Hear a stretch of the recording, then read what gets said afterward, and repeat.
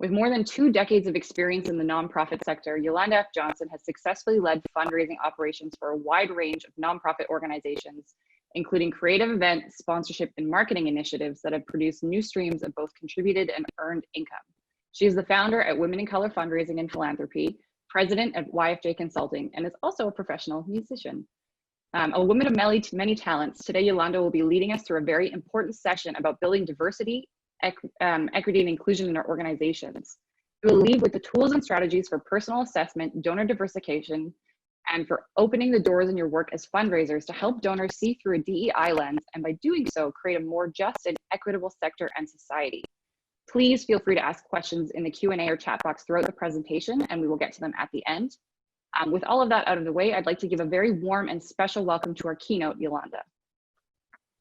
Thank you so much for that. It's really a joy to be here today. I get a kick out of presenting this kind of material because I think it's so important for us. Before we even went live today, I was talking to Sam about the fact that we're human beings, right? And so all of the work that we do, sometimes we end up separating ourselves and putting some distance between the work as though it's a robotic AI type of situation, but we're people. We're people building relationships with people in order to raise these dollars to move the good work in the world forward. And so I want to talk to you a little bit today about personal and professional growth that leads to diversifying our sector and creating that just and equitable society, as she just said. So I'm Yolanda F. Johnson, and I've been very blessed and fortunate to have crafted a life, I say, bringing together and connecting all the dots between the different things that I like to do. And I have a background in performance. I use performance practice also in some of this work to move DEI and move the needle for women, for people of color, for fundraisers in general, actually, as well. I just want us to be able to get this good work done. I also want to start with a reminder, just that as you go about this type of work with diversification and with honing your own skills, to remember that every day is another opportunity to get it right. This is not foolproof work. It is work, again, we're human beings, that takes time. Change takes time. And so you have to give yourself that space to be able to create whatever it is that you need at your organization and in your career to move things forward. Why are we in this profession? That's the first thing we have to talk about if we're going to tackle professional growth that leads to broader and more diverse communities. I want to share with you just a little bit of anecdotal, some factual information as well. That you have to actually mean it. When we're trying to do this good work, you know, we're not going to be able to move this forward unless we actually mean it, unless we take care of ourselves and aren't burnt out, because sometimes it can be challenging, right? I can feel you nodding through the camera as far as that's concerned. But I want to share with you about a recent study that came out. There was an article in US News and World Report about using your talents and your gifts and your skills for the good work that needs to move our society forward. And the real clincher was that despite the fact that it leads to lower mortality rates, that stress levels go down whenever you're able to identify your gifts and your skills and your talents and be able to move things forward. But if you don't mean it, it doesn't work. It actually has the opposite effect. All of this work is psychosomatic in that respect, so it becomes a burden if you don't mean it. And so as professionals in this realm, we have to, again, give ourselves that space, because we know we mean it. We know why we're here. We know the missions of our organizations. We know exactly what we want to do to move things forward, but it's good to take stock of how we're feeling sometimes about all of our work, and especially about work in the DEI space, so that it's all real. Because when it's real, it's authentic. When it's authentic, your donors sense it. That's the real donor experience. And when your donors sense it, real change happens, because your constituents can tell as well, and they know that your organization means business about changing how things are done and shifting that paradigm. So Once you know and have taken stock of your own skills and have moved yourself forward professionally and grown, then you'll know exactly those entry points that you can have to bring DEI up. So moving forward, why DEI and why now? We're in the midst of a racial equity movement right now. Not a moment, but a movement, not an event, but a lifestyle, we say. And so in order to make those types of change, that level of change, it's going to really have to happen from the inside out. My journey to this area of work has actually started because I'm the first African American president of Women in Development New York. And that was a big diversity milestone. That organization is 41 years old, and yet in New York City, I was the first. And that was a couple of years ago. At that same time, we started a diversity and inclusion task force that was tasked with diversifying the organization to help diversify the sector. And from that report, I learned a lot. I happened to be on the Chronicle of Philanthropy's Board of Advisors, and I wrote an article that was called DEI from the Inside Out because of how important it is to really understand who you are, the role that you play, and where your organization is in order to move it forward. This is not a cookie cutter type of situation. It is custom made and tailored exactly to you. There are some pillars and principles that are universal, of course, but you have to find that way forward for you and your constituents in your organization. So when we talk about DEI, diversity, equity, inclusion, broader communities, I want to begin with inclusion, because inclusion is the antithesis of tokenism. Inclusion means that absolutely every single person is included. They have the right to be there. There's a place for them, and they feel that way. They feel that it is an inclusive community that's conducive to that work. So if we're going to have real change, it's going to mean all hands on deck. And that's exactly why I created WOKE. I thought I was so clever with that name. WOKE, Women of Color in Fundraising and Philanthropy, and the Allies in Action Membership Network. And I wanted to create a space for everybody to be able to do this work, because the future is DEI, the future is diverse, the future is more equitable, the future is more just. And if we're not on that train moving forward, we're going to be left behind. And so it's important to make sure that we're very strategic about our approach in this work. So we're going to move forward here. I think we're moving a little further along as well. All right, so just talking a little bit about equity for all and a place for everyone. When we're talking about DEI, I want to start by saying we tend to focus first on ethnicity and race, which is very, very important. But what I have learned in my journey is that we need to branch out further than that. We need to make sure that broader community means race. It means, you know, we're fighting ageism. It means people with disabilities. It means every single type of person who deserves a seat at our table. And so just make sure when you put on that lens that you're seeing it in the broadest possible sense, so that we can create a society and a sector that is truly inclusive of everyone. And we may not be able to be all things to all people, but we certainly can find those areas where we can be more inclusive. And it's important to always bring it up. So there's an organization called the Association of Nonprofit Specialists in New York. It's a national organization that happens to be based in New York. And in a month or so, I'm going to be helping present and sponsoring a program that deals specifically with finding those entry points, because what we have determined is that for all of you, we must bring it up.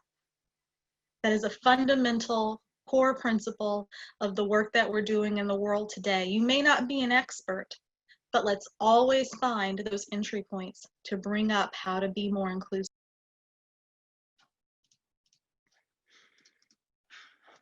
Welcome back. It wouldn't be a virtual conference if we didn't have one technical issue coming in through the day. So sorry, Yolanda. I don't know what happened. Neither do we. That is the joy of Okay. 2020 with virtual conferences, isn't it? So I will quickly grab those slides back up again.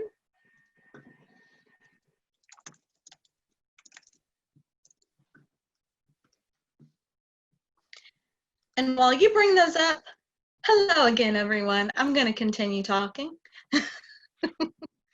Okay, so when we're talking about continuing to be as inclusive as possible, and when I said make sure that everybody is included, you can do certain things to let your constituents, to let your donors, to let everybody know that you're heading in that direction. Something as simple as closed captioning is something that can be very important, that shows that you're on that path for race, for age, for disabilities, for everything.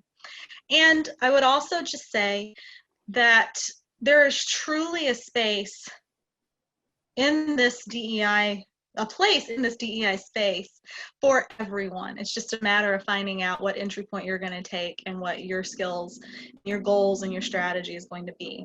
So we're going to talk a little bit about self-assessment, and then we're going to talk about donor assessment and organizational assessment as well. So I just want to remind you again that what you think matters when you're interacting with donors. It matters when you're interacting with constituents. It matters. They can tell lots from the way that you speak to them, from the inflection in your voice, even the way that you're, when the authenticity is there that we talked about earlier, then everything that you're saying to them when you're finding those entry points to create a broader community, it's going to go over a lot better and a lot more strongly. So I would say that in your positions now, just never let anyone else define who you are in your careers. This is the professional growth part of things, because we're all susceptible, we're all open, as fundraisers and people working in philanthropy, to hear lots of different opinions and lots of different assessments. But you know who you are, you know what you're bringing to the table, and that's going to help you find the skills that you use and the strengths that you push forward to get this work done. I also think it's important that we remember that everyone is unique. And so it's really fun and interesting to be who it is that you are as you're moving forward with professional growth in this area, and to be honest with yourself about exactly where your starting point is. Like I said, not a lot of people are DEI experts. In this particular moment, there are a lot more people wearing that hat because it's something that's front and top of mind. But start with yourself, know and accept who you are and where you're at, because you may have some work that you need to do in order to be convincing to donors and to really get yourself in the frame of mind to want to move the needle with diversifying the sector and diversifying your own constituent and donor pool. And when we do believe in ourselves, it's totally psychosomatic. Our minds and our bodies work with us to that end. And again, it goes back to the opening point that I made, that you have to actually be sincere about the work for it to have the positive effect on you. When you tell yourself good things tend to come your way. And when you are trying to move forward good things at your organization and in your companies and wherever you are with your constituents and with your donors, that usually does, that pay it forward situation usually does come back around. So how do we hone our skills to find those points of entry for making a more inclusive and diverse society and sector and community? The first thing I would say is be prepared, because the more prepared you are as a professional, there's just no substitution for good preparation. There's nothing that you can do. You can smile through things and you can kind of get through things, but there's a beautiful freedom that comes to doing the research, that comes to one of the biggest pain points that I have seen in the fundraising sector for my clients and other organizations, has been record keeping. So be prepared. Take that extra 5 minutes after you've had a conversation with the donor and make sure you update that profile. Make sure that you are truly understanding who your donors are, so that, the next person who comes after you, or, you may talk to hundreds of people and you just need to go back and remember some of those details. But just being prepared and taking that bit of time to understand people and have those conversations, that should go without saying, but it really is something that when we're just busy and taking on so much and have so much on our plates, it's something that can fall by the wayside. And experience breeds confidence, because we have what I call trove of fabulousness, where you can go to it and reach back and get whatever it is that you need. You know, when you're feeling confident, you can just go and remember whatever it is about yourself. I am great on frontline fundraising. I am great at engaging donors. I know that I can pivot well in this conversation. I am prepared because I have the profile of this donor. So when they throw me for a loop, I can turn right back around and figure out how to keep the conversation moving forward toward the desired end result. Just always remember that you have that trove of fabulousness there. And I even say, from the performance perspective, role play. I know a lot of attorneys and different people that do this, and that is why I've brought performance practice to fundraising. They take acting classes so that they can give like final closing arguments in court. And do we not give final closing arguments to seal a deal and to make sure that we close a gift with sponsors and whomever else we're dealing? So you just want to make sure you're prepared and that you are ready to pivot and to move the conversation forward. And if you're a consultant, you kind of do this all the time. If you are in-house, then you always want to take those opportunities to organically diversify and make that a priority. And then at the executive level, I think that it's very important for organizations. Yes, pivot is the name of the game this year. That's so true. I call it the great pivot of 2020. But with organizations at the executive level, one way to look at really incorporating and helping everybody to see through that DEI lens is, if you have core values, you may not change your mission statement, but if it's a core value or even a staff value, if it's something that you're talking about and making sure that you're keeping top and front of mind, it's always going to be there. You're going to back into it just like you do your mission statement. So personally, we have to assess who we are, be honest about where you are with this.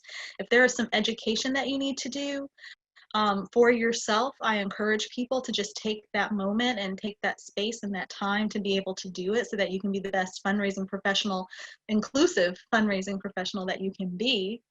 And then from an organizational perspective, when you get those opportunities, you know, if you're a mid-level manager or you're even in the directorship position, just to find those opportunities to bring it up to the powers that be as well, that this is important. It is not just a fleeting fad. It's not just here for this news cycle. This is the future of our sector. And so investing in it and making sure that you're heading down the right path is extremely important right now, because some of the decisions that are made in the coming few months are going to impact you for the coming few years. And the other thing I would say is, don't ever force it.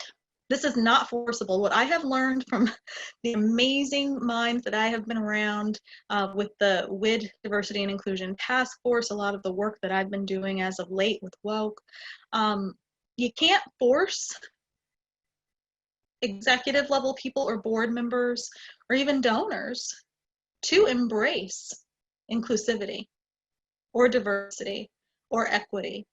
But what you can do as fundraisers and as professionals in philanthropy is what I call illuminate the path. I think very highly of us in the sector. I'm literally making that t-shirt. And I'll tell you more about that later. But there's a quote that I've always said, that we as fundraisers are the beacons of light and hope that are illuminating the path to the good work that needs to be done in the world. You're helping guide those dollars to where they need to be. You're helping people get to where they need to go. You're shining the light on the path. But this entire process has to be somewhat self-selecting. So again, you open doors, you find entry points, access points. You plant a seed and then you let it go, but you got to keep planting those seeds and watering them. And part of that, again, is the organizational culture, to make sure that it's always being brought up and that you're always trying. So that has a lot to do with organizational assessment. So now we're going to get into, personal assessment, organizational and donor assessment. So start with what you have. One of the biggest questions that I've received from people lately is, how do I even know which donors of mine are diverse? Well, sometimes it's hard to tell. It can be kind of tricky and a little bit of a tightrope walk to have some of those more sensitive conversations. So start with what you have and who you have. Do a proper analysis of your database. And again, keep all of the good records. Have conversations with your donors. Use this virtual period of our lives to connect with them in different ways. And it's really interesting to me sometimes. Some donors are like really refreshed to just pick up the phone and have a phone call versus hop on Zoom. Some people have a bit of Zoom fatigue. It depends on what they want and where they are and where you are. But there are lots of different ways to get to what I call the heart of technology during this time when people are a little bit more settled. I joke sometimes at the beginning, was like, I know you're home. I know you are. So let's go ahead and have this conversation. But it's really important just to take it step by step, donor by donor, even if you have that luxury, just to figure out their motivation and how to best communicate with them to learn more about them. And having events and special affinity groups are wonderful opportunities to get to know your donors better and to understand how diverse you are and how more diverse you want to be. And sometimes you can find those opportunities to really understand better how they identify. Some of that's not going to happen except for when you're networking or at an event or having that conversation. You can find a way to bring it up to learn more about them. And then again, keep the good records once you find out about someone and understand, because a lot of people just don't understand how diverse or not their community is right now. And they're having to do the assessment, and the assessment just has lots of sensitive points to it. And then of course we have the usual suspects, like turning to prospect research. It's always going to be a solid component of this work. Just make sure you find yourself a reputable firm or tools and tips and things that you know will yield the results that you would like them to. I have a few places that I like to use. If you would like to know that, connect with me on LinkedIn either way, and I can share with you some of the places that I know have done great work for me. Think about program collaboration. If you really want to know who your donors are and you want to understand and really tackle diversifying the community, then as a professional, you know, and be Superman or Superwoman when you're coming up with these ideas, and make sure that during this virtual hour of our lives during the season, just as an aside, make sure you're writing things down that you're accomplishing. If you're doing something creative or different, that's part of the professional growth about this whole thing. Because now may not be the time, but there will come a time when you need to sort of quantify and revisit. There may be some annual reviews and different things that happen. So don't be afraid to remember the things that you accomplish right now and the creative ways that you've helped your organization cope at first, you know, with this whole situation, and then thrive. You know, we're not in coping mode anymore. I call us mid-pandemic even right now, I hope. But just remember to remember what you accomplish. But program collaboration can be a very interesting way at understanding your donors and gleaning a little bit more about the experiences that they've had. And so I think you can think creatively that way with other organizations, partner organizations, organizations that have similar missions to yours, and see what they have going on, because sometimes it's just not necessary to reinvent the wheel, but you can find a way to bring your expertise to the table. You can broaden your audience, because remember, in the virtual realm, the world is your audience. I've seen organizations, I mean, what was the largest number? Every time I say it, it seems unrealistic, but I'm pretty sure it was 17,000 additional people. They went viral with an event that they did, and at a very low price point. And over that week, they got a lot of people from all over the world. So what does that mean later with broadening the community? They've got to do the analysis, they have to prioritize, but when we're on the other side of this, they're going to have an opportunity to bring everybody together in person, and hopefully, I mean, that's probably coupling their donor base. But so a lot of opportunities out there for collaboration and for reaching a broader audience, a broader virtual audience. And then it's important to also examine your organizational culture and leadership. It starts at the top. So does your leadership reflect your constituents? because that's something that a lot of donors and funders are looking for. We know that funders are definitely always looking for that 100% board participation, making sure that your entire board is giving something, whatever it is. Some people want to quantify that and know exactly what amount that is. But what does it look like? And that's another thing that can go by the wayside, because sometimes I think that we in the sector can get a little jaded about that. And there's work to be done. Again, I said change takes time at the beginning because it's very true, but every step that we make in the right direction is very, very meaningful. Every seed that we plant in the right direction means a lot, actually, even if you don't see it sprout right now. Just getting people into the leadership pipeline, making sure that you're cultivating them that way and getting to know them that way, not only helps you grow as a professional, but again, it's going to help the organization grow, and it's going to help you be more diverse. And above all else, we have to be strategic. So does your organization have a plan and a strategy to move diversity, equity, and inclusion forward? And not just from a programmatic or fundraising perspective, but do they have a plan for you? Are they supporting you in that professional growth that you need to do? Will your employer give you space? Will they allow you to come to things like today or to other trainings, other seminars? Will they give you the time and the space to be able to explore that in order to do your job better? Because that's something that's very important for us to go to bat for ourselves about. I found that, you know, there are a couple of places, I will say, who have led the charge and they offer it to their employees, but a lot of the time you have to bring it up. And so again, it's an access and entry point to the greater good. Now, once you get to know your donor community, then you can use this to open doors.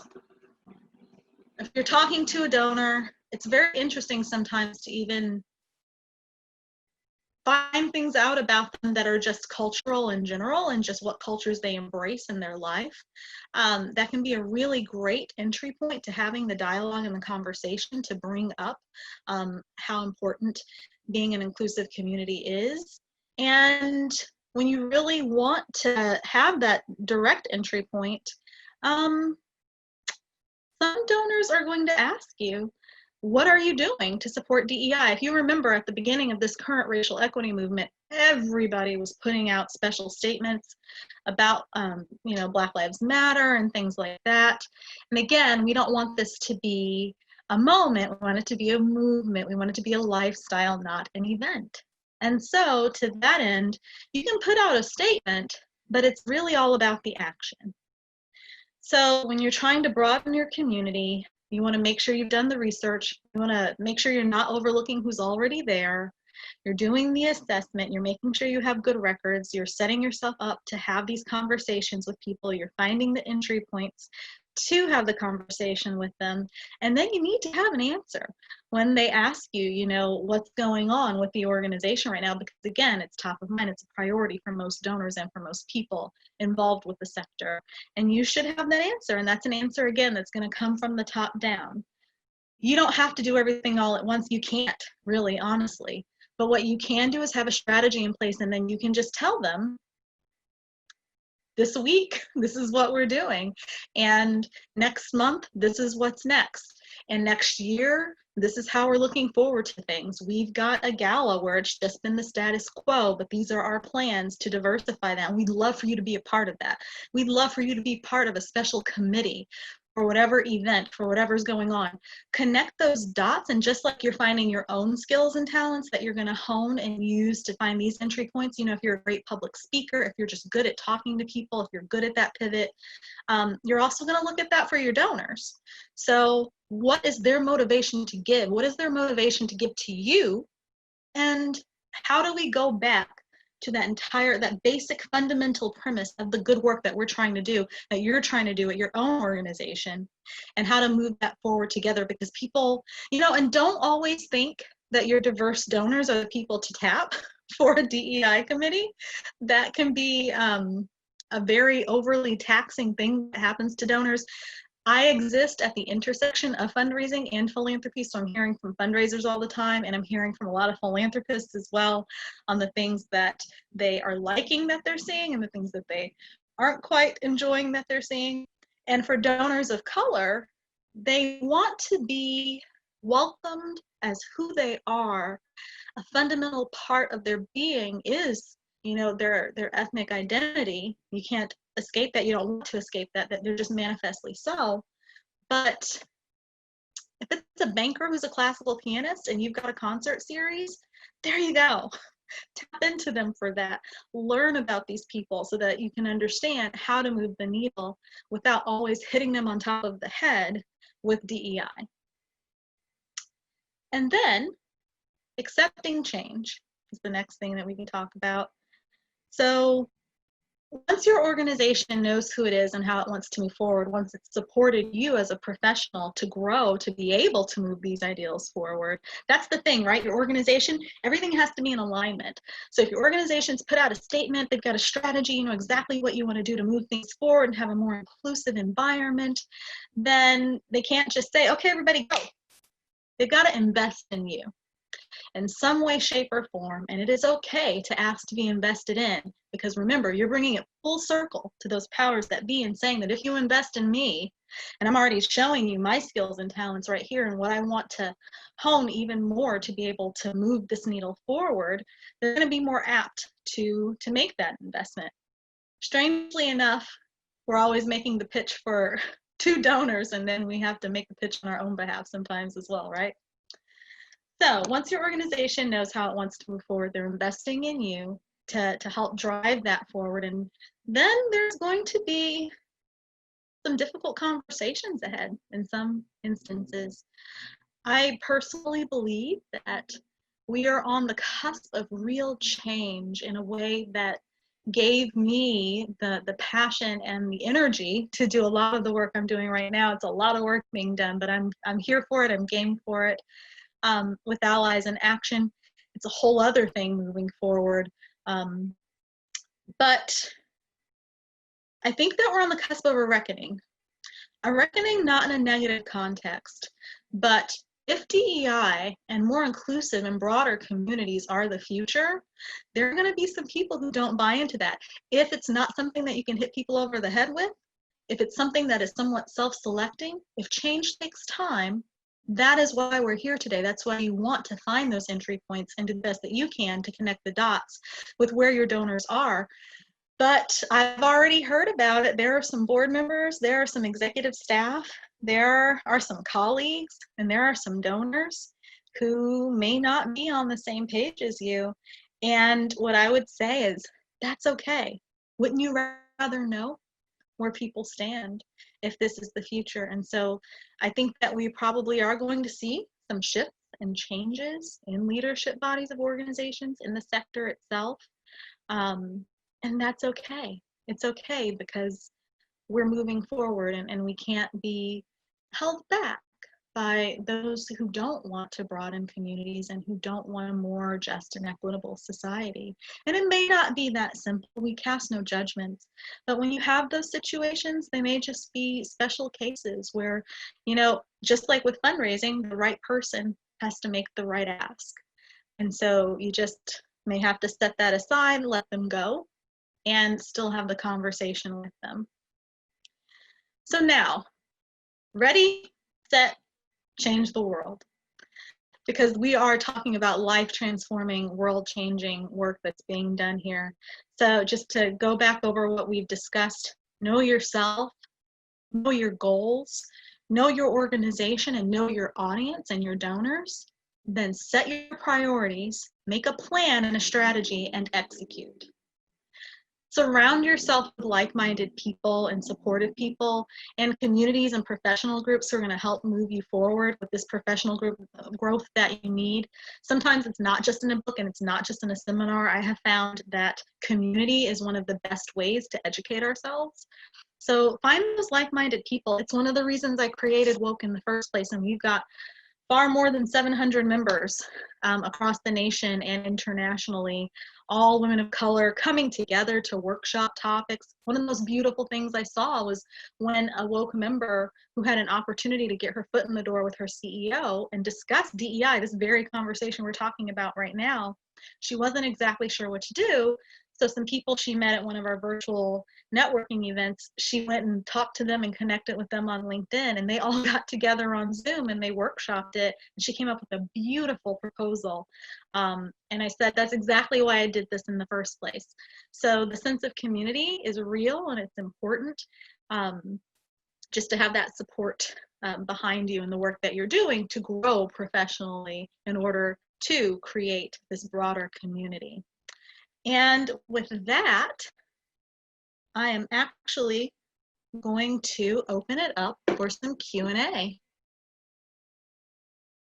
Wow, thank you so much, Yolanda, for your insight, your skill, and your important message. This is obviously an important conversation for a lot of areas in society, the nonprofit sector being one of them. And so we really appreciate your insight and your words. We do have a lot of questions coming in. The first one is from Kyla, sorry. Hi, Yolanda. I'm one of 2 staff members on our team who are leading an initiative at the staff level to promote racial equity and racial justice. We are also doing work at the board level. I'm wondering if you have any ideas for activities or conversations to have as a staff or as a board. Open to any ideas you might have. We're currently revisiting our mission, vision, and value statements to have more of an emphasis on inclusion. Okay, that's fantastic, first of all. That's a dream, actually, what most people hope is happening. I think it goes back to a couple of things that I just talked about to make sure it seems like they're willing to make this investment, they're willing to make the change. So you want to make sure that, I think the first entry point, the first moment together should be one of reflection. So with my allies group, we have 4 pillars. It's education, legislation, inclusion, and action. And so we build community around that. And so you want them to know that they're not the only ones. So unfortunately, you can't bring them together, but it sounds to me like you're on the cusp of a strategic planning process anyway, where you have to get everybody together. But just bring them together to have the conversation. If you've got an expert in your midst, or if you can find an expert, if you are looking for experts, you can ask me about it also separately. And give them a chance to talk about where they are from the outset. You have to know where people are starting from in order to know where to go. You have to know where you are right now to know that destination. And this is going to be an opportunity for you to be able to suss out who's on board with you, who's not, why, so it shouldn't be something that has a really strong agenda and very, just keeping on task with very specific things. You want to keep it, you want to reel things in, but you also want to give them an opportunity to express themselves. And you want to give them homework afterwards, to the end of whatever else you want to be doing. You also want to give them an opportunity to buy into this. So if it's your board and your staff, I think you just bring everybody together in a very low-key kind of way. Ask them where they are, let them know where the organization wants to be, and let them know that they are very important, and the reason that they're in the room is because you want their feedback on this. And then I think you start there, you see what they say, you see where they are, and then you can take it on to point B. Because sometimes that first point of contact around this work will surprise you, hopefully in better ways than not. But so I suggest just a low-key gathering. Thank you, Yolanda. That was eloquent and provided a pretty good framework, I think, that a lot of nonprofits can take away today. Our second question comes from Sharon. What are the biggest mistakes people make when it comes to DEI? I think the biggest mistake is to immediately go to the people of color and hit them on the head and say, hey, you're a person of color, tell me all about this. Can you definitely be on this committee, and can you do all of this work? Most of the time they're gonna want to be, but I think that the approach that we take just has to be really thoughtful and not with an assumption made, just I wanted to talk to you about this, I wanted to get your thoughts. I think that people who are not people of color need to listen first instead of talk. There are a lot of people who have a lot on their hearts and on their minds, and they have a lot to say about it, a lot of people who want to make change, and they're very sincere about it. Just take a step back and listen to the people of color, see where they are, see where they might be able to jump in and help with that. And again, change takes time, so it has to be measurable, actionable steps and SMART goals. Things that you can do right now, so it's not 10 years in the future all the time, but there's something that's happening next week, next month, that you're going to make that tiny little step in the right direction, and then that's going to continue to feed the effort and move the momentum forward. So don't start with something huge, like 80% of our board is going to now be people of color. It's like, how are you going to do it? What's the strategy? You know, and what is that going to mean for all the constituents and everybody around you? That would be great, but how are you going to really get there and do it in a way that didn't hit somebody over the head, that gets at the heart of the matter, of the reality that this is the future, and helps illuminate that path for them, so that this is real work and it doesn't just go away with the next news cycle. Definitely, and I think that that question hit a lot of people as well, because we had a follow-up with essentially the same thing, but just with the added on saying, we mean well, but we don't want to screw this up. And I think that's a sentiment that a lot of nonprofits are feeling. And that's why SMART goals, actionable, a strategic approach to the whole thing, make it real. You know, with WID, we could have come out of there with some big, huge grand plan. I mean, how many of us have done strategic plans and different things, and it's like a huge binder sitting on somebody's shelf, and you've done like one of the things out of one of the years that you said you were going to do. And so this work has to be real, and so you have to know who you're dealing with, know where your organization is, and make that first step, whatever it is, you know, that small actionable step. What are you going to do next? And then what are you going to do after that? And then take it from there, and you can continue to build the strategy. Thank you. This question comes from an anonymous attendee. I feel really grateful for your wisdom. I have the experience of coming into the development space and often bring up DEI on a variety of levels. I feel that I've tokenized myself, and I'm wondering how someone who's young in their career and a person of color can go about weighing out when to speak up and when to go into self-preservation and staying quiet so as to not burn out. So this is the other side of the coin. You don't always want to hit your donors on the head, but again, you want to take care of yourself as well. And so I think that try not to be reactive unless it's something that is just glaring and huge and, oh my God, I have to say something right this minute. I think you always have to have a response. You don't always have to have an answer. So you may need to go ahead and respond at that moment, but you owe it to yourself. You are entitled to the time to process. Everybody is entitled to their processing time, however short or long it may be, depending on the situation. So you don't have to be superwoman. You know, I mean, is this a woman? Oh, super person? I think so. You don't have to be Superman or Superwoman. You just have to give yourself the space to come back. And sometimes, you know, I'm a piecemealer by nature, so I love, probably the artist in me, I love to go and live life and see, you know, just how another experience might inform how I write an article, how I give a presentation, how I talk to a board member. That's a luxury sometimes, but you owe it to yourself to give yourself that space, that you don't always have to take on everything. You're not responsible for everything. The opening statement of Allies in Action is, it is not a Black person's responsibility to teach white people about racism. We start out immediately just saying that. Then it goes, however, for those who are willing to give up that privilege and move the needle forward, we're here for that, and we'll help, because it's all hands on deck right now. But you get to pick and choose. You get to take care of yourself. You get to determine at what points you're going to speak up and when you're not going to say something, or if you want to delay saying something. You are not responsible for saying something about everything. You may give that response, but you can answer later if you want to. And Benny would just like to say, I like that. Always have a response, not always an answer. And I think that's very relevant and great advice. Thank you. Our next question we have is, what do we do with the people that don't want to change? Well, see, now that's the conundrum. I was talking to we had a follow-up to the anti-racism seminar that we did recently, and the reckoning is coming, the change is going to happen, and that is the elephant in the room. That's the big $1 million question, is what will happen to those people? Where will they go? What will they do? How do you stay in touch with them? But, you know, I've already had instances of people, I mean, one that made me really sad. I'm really surprised. I'm still surprised to this day that who they were came out in a different kind of way that I never would have imagined.